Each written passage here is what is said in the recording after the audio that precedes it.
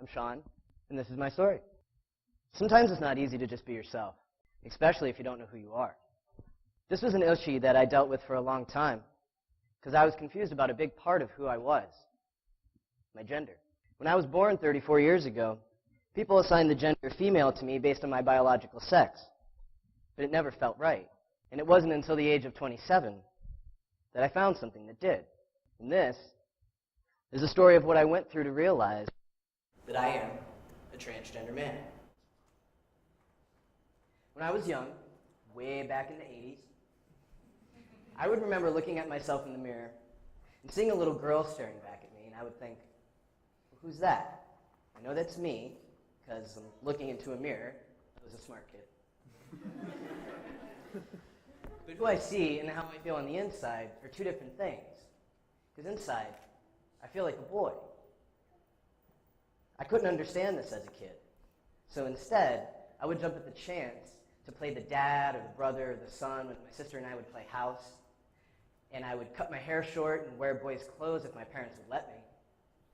And I loved it when people would call me a tomboy, because it was the closest thing I could get to being a boy, even though everyone still saw me as a girl. But those magical days soon faded, and puberty showed up to make my life difficult. And if you've been through puberty, you know how that feels. Because now I was changing from a tomboy to a teenage girl. And my body was getting further and further away from who I thought I was inside. And to make it more complex, I started to become attracted to girls.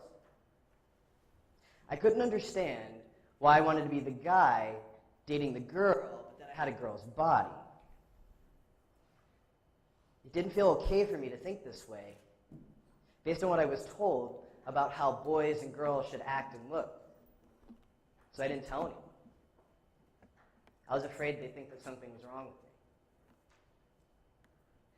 So I turned to something that would help me forget about it all instead: alcohol. I began an unhealthy relationship with alcohol when I was a teenager, and I've been dealing with it ever since. I started out drinking to have fun with my friends, of course, but I quickly noticed that it helped silence my thoughts and let me escape. When I was drinking, everything seemed fine, and I wanted to hold on to that feeling for as long as I could. So I became dependent on it. But when the effects wore off, as they always did, nothing had changed. And now I was just hungover and upset with myself for things that I said and did the night before. When I headed off to college in 1999, I started meeting people who identified as gay, lesbian, bisexual, and queer. And they let me know that it was okay to outwardly express myself in a more masculine or feminine way. And so I did. And they also taught me that sexual orientation and gender were two different things. And I didn't know about that before. But transgender? Well, I'd heard of the word, but nobody talked about it, which I found odd, looking back on it. And I don't recall ever meeting anyone that was trans. So it sort of just dropped off my radar, and I didn't think about it again. I worked really hard to ignore my true feelings and accept the fact that I was a woman and couldn't do anything about it. And in an effort to conform, I started identifying as a lesbian, because it seemed the most socially acceptable thing for me to do based on who I loved and what I looked like. But deep down, I fought with myself internally, and I started getting angry and depressed. So I turned back to my old friend alcohol. And then I added other ways of coping, like being really negative, making fun of other people, judging them. And I got really good at telling self-deprecating jokes to mask my own pain. And then about a year after college, I started to get really, really sick. I was exhausted all the time, and I would get a ton of migraines. I would forget where I was, and sometimes I'd black out. One time that happened when I was driving. I had trouble talking, and my speech would get slurred, and my words would become garbled. Sometimes my back hurt, and I was unable to sit or lay down, so I could only stand. I developed sores in my mouth, and a lymph node grew to the size of a golf ball in my neck. And then, if it couldn't get any worse, I started getting severe muscle weakness in my arms and legs, which kept me bedridden for weeks at a time. This happened for about a year on and off, with some episodes being worse than others. And I struggled to walk when I was finally able to. I had all the tests done, and I saw all the doctors, but no one could diagnose me at all. They offered some suggestions based on some of my symptoms, like a mild case of mononucleosis, and maybe it was viral meningitis, but explained only a few of the symptoms and not all of them. I had had it. I was at the end of my rope, and I couldn't take it anymore. And that's when this neurologist walked into my hospital room one day, and he said, "Have you considered that all of your problems just might be in your head?" To which I said, "Are you trying to tell me that I can't move my legs because I have something on my mind?" Well, all right. I was actually furious. I couldn't believe that he was actually saying something like this to me, a neurologist.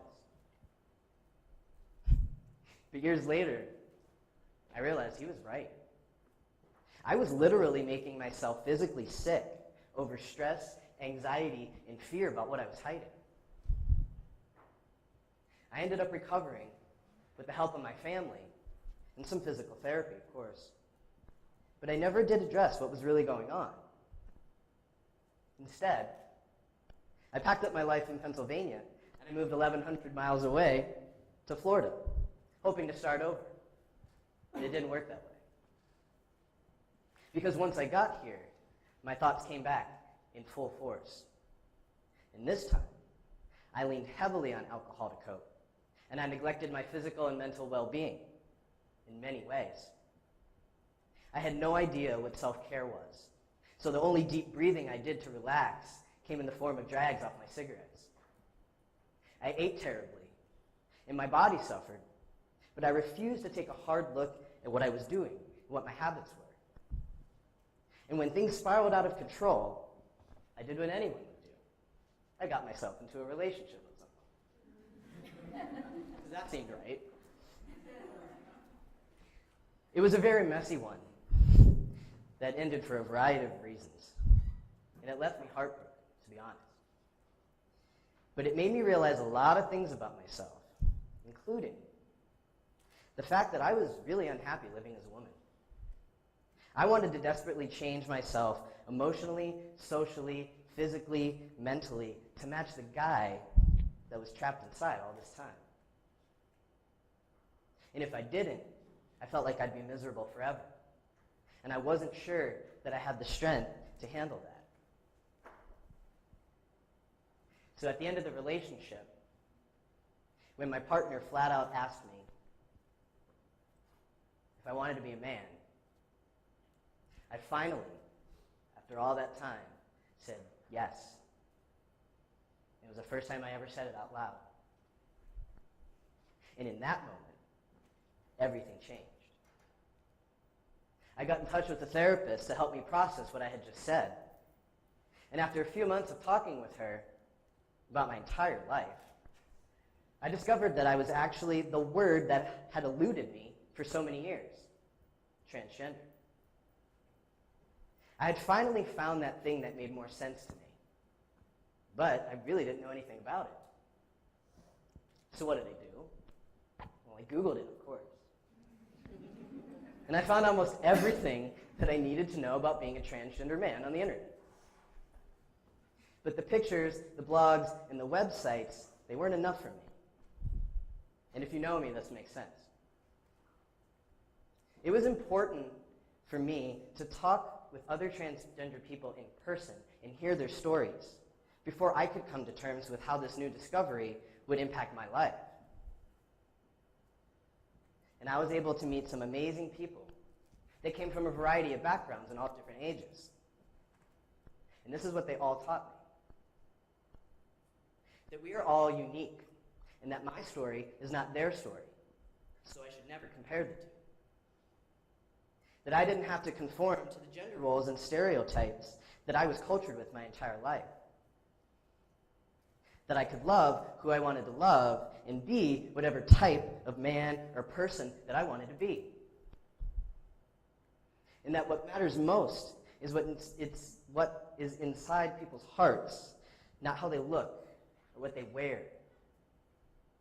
And that there would be hurdles to overcome on my journey.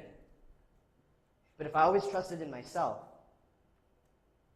kept an open mind, and never gave up, I'd get past them. And the most important was that if I ever needed help, they'd always have my back. I leaned on all this advice as I moved forward in the next phase of my transformation. But that's a story for another time, because I only got 10 minutes. You know, for a long time, I was ashamed to talk about this part of my story, of how I realized that I was transgender. Because I felt like everything that I went through could have been avoided if I just said something to someone. If I just told anyone how I was feeling. I was embarrassed that I let fear get the best of me, and that it took me so long to figure out something that I seemed to have known all along. But I realized that it was supposed to happen this way, so that I could discover other things about me that I also needed to change, if I wanted to become the best version of myself that I could be. And even though I'm still a work in progress, we all are, when someone tells me now to just be myself, I have a much better idea of how to do that. Thank you.